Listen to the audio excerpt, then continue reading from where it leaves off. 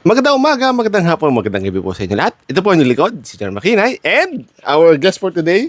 Papa Jebo is in the house. Yes. Gawa tayo ng mic. Nakikigaya tayo din sa ano na ano. Nasa karton lang to na ano. Okay yan. At nandito po tayo ngayon para interviewin ang pinakaunang may ganitong unit dito sa Pilipinas. Siya yung first. Siya yung pinakamabait dahil first sa una. At andito po tayo ngayon ito mo na. 3D printed Gatling gun. Yeah, lapit natin. Ayan o, kita nyo ito. Oh, look at this. This. Yeah. Poging-pogi. Pati yung presyo, pogi. So, Papa Jeff, ano naisip mo? Ba't bumili ka niyan?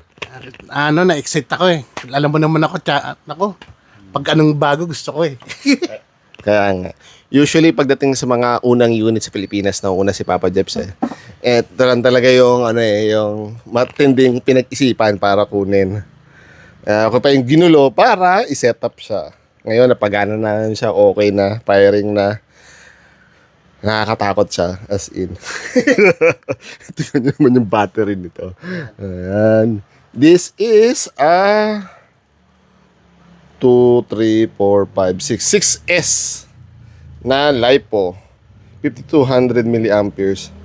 As in, ang bigat. Ito yung normal na, paborito ng lahat, Hongji versus ito. Ano ang diferensya? Kaya, grabe. Right now, ito yung pinapatakbo lang muna namin para medyo safe. Itong walang kamatayang Zop Power battery. Ang best battery na mura. So, yun nga. Itong unit na to ay 4 ton na barrel. 4 barrels with a hop up. And this is the carrying the gels location. Here. Goes through here and there. This is threaded pero does not fit our coke bottle. So, hindi pa namin alam kung ano dapat nakakabit dito. The other side ay yung napakalaking motor. Motor yan. Malaki. Siya yung nagpapaikot na to. Basically, 4 units to na nagka-fire Niikot yung motor, yung bala papasok yung doon. Tapos nagka-fire na siya habang naikot to. Working 4 barrels to, hindi yung daya na kung ano-ano lang yung talagang umiikot yan. So, Papa Jeps, demo natin. Yes, sir. Oh, ayan. Kailangan mo lang dito is yung lagay yung battery. Maliit lang gagamitin namin dito dahil grabe to. Okay, close. Oh, tika! Meron yung dito Ayan, yan. Inipit mo yung battery ko Sige, connect. Tataranta po ako. First time Kasi, nanalo na naman ako sa raffle. First Raffle. Yes, raffle. Ming, raffle to, raffle. No worries. Model lang ako rito, raffle. So, ang ano nito, meron tong safe dito sa itaas na pwede mo siyang dandahanin ng firing. Sige, ano mo lang dito? Dandahan mo lang, slow. Okay, malakas pala. Butas. Okay. Doon natin na dito. Doon mo na pa. Baka maparal mo yung cellphone ko Ayan na. Okay. That's fine.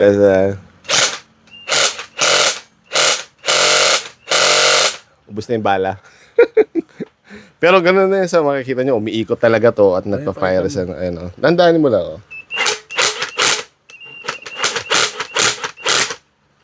Okay. Manira ulit. Kaya kita mo siya, napakaganda niya. This is all 3D printed, metal barrels, metal inner and outer barrels. The rest, 3D printed lahat. Kaya, bawal ibaksak. Do not drop. It will break. But, for the low price of bawal, sulit na siya. Considering na Yung LDT na... parang ano lang siya, 2 Gingy SLR B5. Yeah. Tatlo, mga dalawa kalahati, mga ganon. Kaya pwede na. out. Ah. MOB. Salamat. Thanks to MOB for providing this unit. Okay.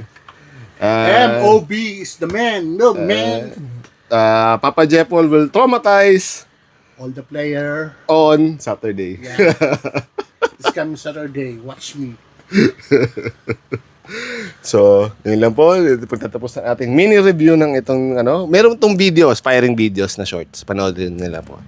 So, if you have any questions, do not hesitate to put it down in the comment section down below and I'll answer it as soon as possible. Hanggang sa muli. Paalam! Bye! Bye! Ching! MOB! MOB! MOB! Hindi nag-stop. Natuwa. Testing daw. Walang baterya. Katunayan na hindi ito masakit. Aray, Makati. Papayag ba ako ikaw rin? Siyempre, wow mo. Yan ang binaligtad ko. Pero ito ba?